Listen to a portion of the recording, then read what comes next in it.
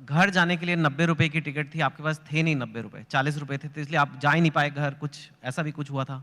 वो दिन मेरे जिंदगी का सबसे मतलब अजीब सा दिन था, क्योंकि हम जब कोचिंग चालू किए तो हम मेरे दादाजी ने हमसे जब प्रॉब्लम्स इतनी ज़्यादा आने लगी, तो दादाजी ने बताया कि देखो, सपने तो इंसान के बहुत बड़े होते हैं, सपने कभी मतलब ख्वाहिशें ख़त्म भी नहीं होती हैं, लेकिन कुछ ज़रूरतें होती हैं। तो पहले अपनी ज़रूरतों को देख लो, फिर उसके बाद अपने सपनों के लिए आगे बढ़ना। और दादा का रोल बहुत बड़ा होता है ज़िंदगी में।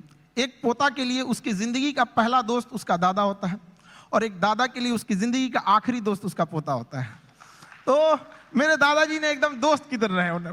तो सबसे पहले हमने होम ट्यूशन चालू किया, जहाँ से हम बेसिक चीज़ें निकाल सके। तो पहली बार हमने एक बच्चे को होम ट्यूशन दिया तो उसको 600 रुपये मिले वहाँ से, जिससे कुछ रूम रेंट वगैरह निकल जाए। फिर एक 800 का मिला, ऐसे मिलते मिलते गया। उसके बाद हम एक कोचिंग्स में गए पढ़ाने के लिए।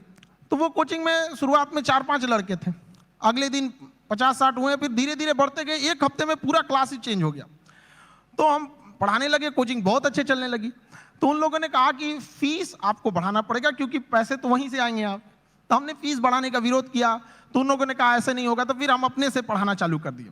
तो हमारी कोचिंग में क्या हुआ कि बम चल गया, बम, एक्चुअल बम वहाँ पे धड़ाधड़ गिरने लगा। हम लोग को दिमाग काम नहीं किया वहाँ पे, और क्या किए, सारी चीज़ें तहस नहस हो गई। अब हमको लगा कि अब घर जाना पड़ेगा, और घर जाने के लिए पैसे 90 रुपये चाहिए होते हैं, हमारे पास वही 40-50 रुपये थे। तो हम कहें कि अब घर भी नहीं लौट सकते, यहीं रुकते हैं, शायद कोई रोक रहा है हमें।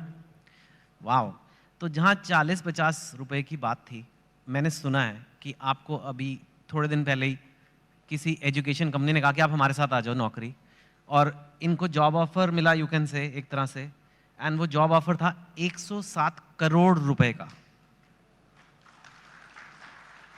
तो यू नो व्हेन, एक वो दिन भी आपने देखे हैं जो 40-50 रुपए नहीं है, घर जाने के दुकान बंद करके, और 100, लेकिन स्वैग देखो, आप मना कर दिया।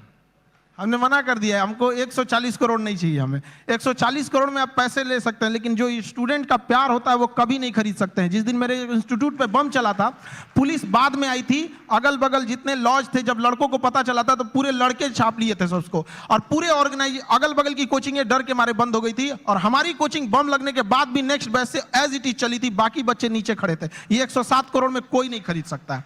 और हम जिस जगह से आए हैं, बिहार से, यहाँ का अलग ही एक स्वैग है। वो तो मुझे पता है। हाँ।